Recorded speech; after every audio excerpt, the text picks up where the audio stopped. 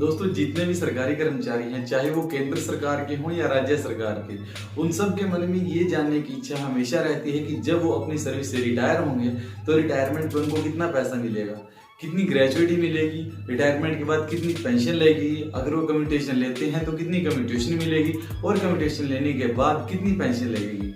इन सब सवालों के जवाब इस वीडियो में आपको डिटेल में बताने वाला हूं। आपको करना सिर्फ इतना है कि इस वीडियो को बिना स्किप किए एंड तक देखना है। तो चलिए वीडियो शुरू करते हैं। हेलो दोस्तों, कैसे हैं आप सब? Welcome to my YouTube channel. मैं हूं सौरभ सैनी।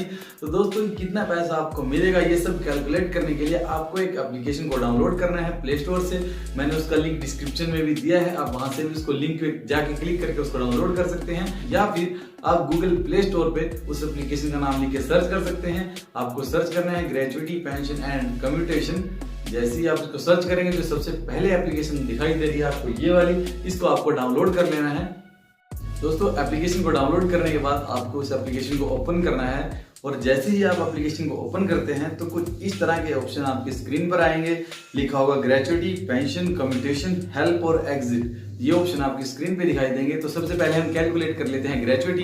तो ग्रेजुएटी को ओपन करेंगे।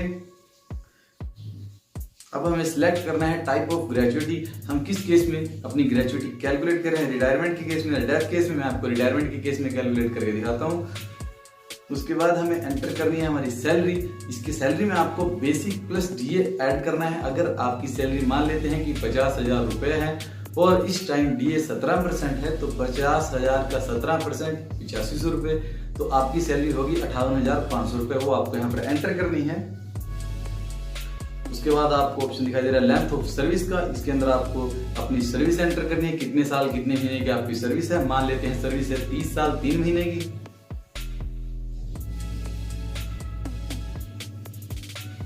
अब एक ऑप्शन दिखाई दे रहा है नीचे ग्रेजुएटी का, इस कॉलम को खाली छोड़ देना है, और जो नीचे लिखा रहा है ग्रेजुएटी एक्ट 1972, इसको हमें नो कर देना है। ये सरकारी कर्मचारियों के इसमें लागू नहीं है। उसके बाद जैसे ही हम कैलकुलेट पे ओके करेंगे तो अब हमें शो हो जाएगा कि हमें कितनी ग्रेजुएटी मिलने वाली है।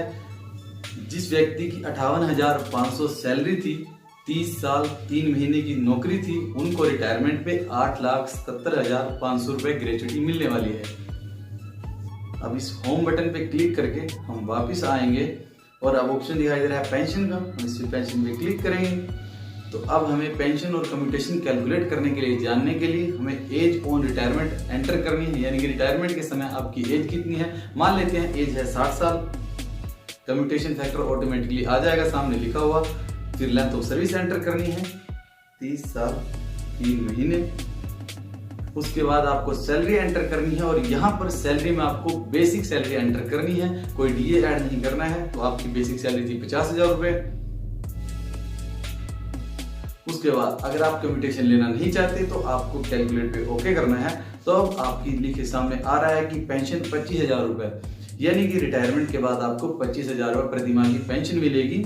लेकिन अगर आप चाहते हैं कि कम्यूटेशन ली जाए और उसके बाद आपको कितनी पेंशन मिलेगी, ये जानने के लिए आपको यहाँ कम्यूटेशन परसेंट के अंदर आपको 40 एंटर कर देना है।